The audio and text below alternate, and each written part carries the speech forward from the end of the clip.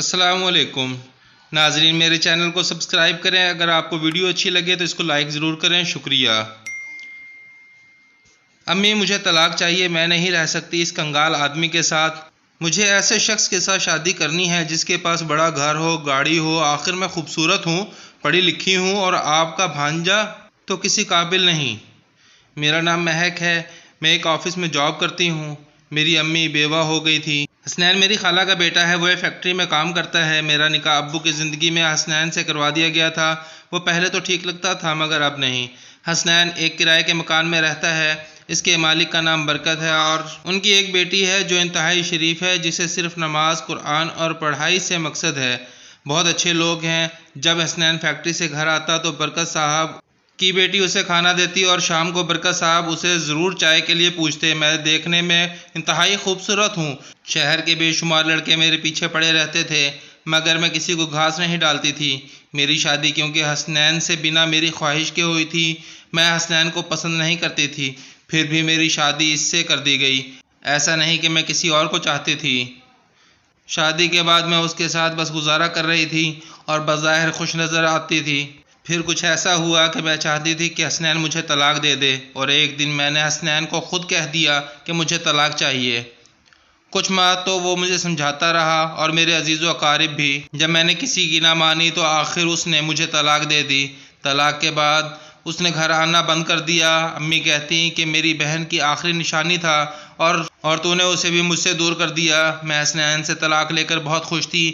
میرے باس کی مجھ پر نظر تھی، میں ان کی طرف مائل ہونے لگی۔ جب انہوں نے مجھے غلط آفر دی تو میں نے منع کر دیا اور کسی شہزادے سے شادی کے خواب دیکھنے لگی۔ جو وقت گزرتا گیا لوگوں نے مجھے غلط نظروں سے دیکھنا شروع کر دیا۔ امی مجھ سے خفا رہنے لگی کہ حسنین گھر کا بچہ تھا، سمجھدار تھا اور تم نے اس کی قدر نہ جانی۔ امی نے مجھ سے بات کرنا بھی ختم کر دی۔ ادھر حسنین کے دن رات تکلیف میں گزرنے لگے۔ وہ مجھ سے بے انتہا پیار کرتا تھا۔ جب مالک مکان کو پتہ چلا کہ حسنین کو طلاق ہو گئی ہے تو وہ لوگ اس کی دلجوئی میں لگ گئے۔ حسنین کافی بہتر ہو گیا۔ اس نے میری امی کے ساتھ پہلے کی طرح روٹین میں باتیں کرنا شروع کر دی۔ اس کی توجہ فیکٹری میں صرف اور صرف کام پر ہوتی تھی۔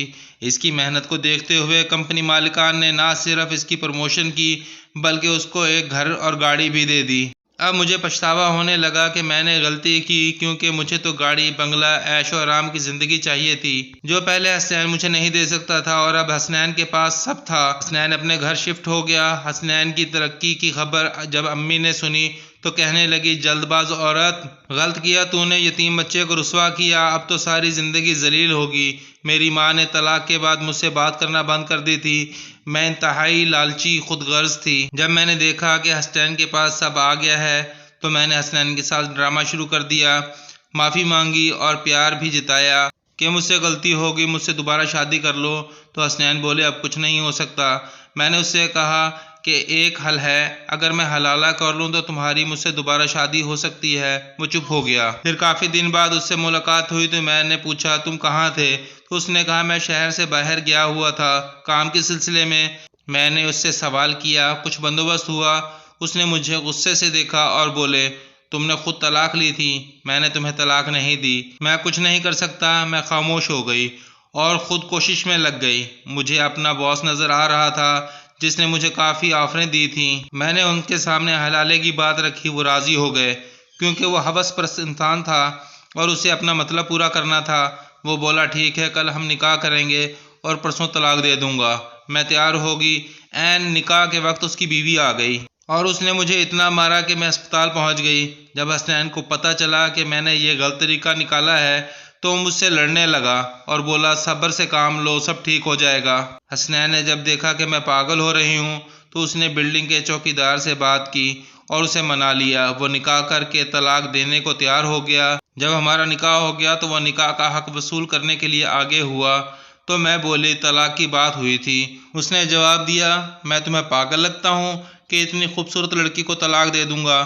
پھر اس نے میرے ساتھ زبردستی سب کر لیا۔ اب نہ تو مجھے طلاق دیتا تھا اور نہ ہی اپنا حق چھوڑتا تھا۔ میرا حسنین اور امی سے کوئی رابطہ نہیں ہوتا تھا۔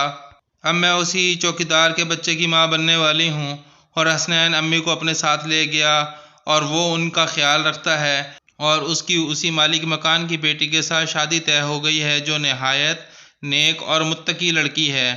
حسنین بہت خوش ہے، اس کو ایک اچھی فیملی مل گئی۔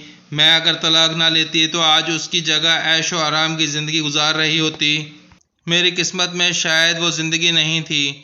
میں نے دولت کے لیے شوہر کو چھوڑا تھا، اب اسی دولت کے لیے ساری زندگی تڑپنا میرا مقدر ہے۔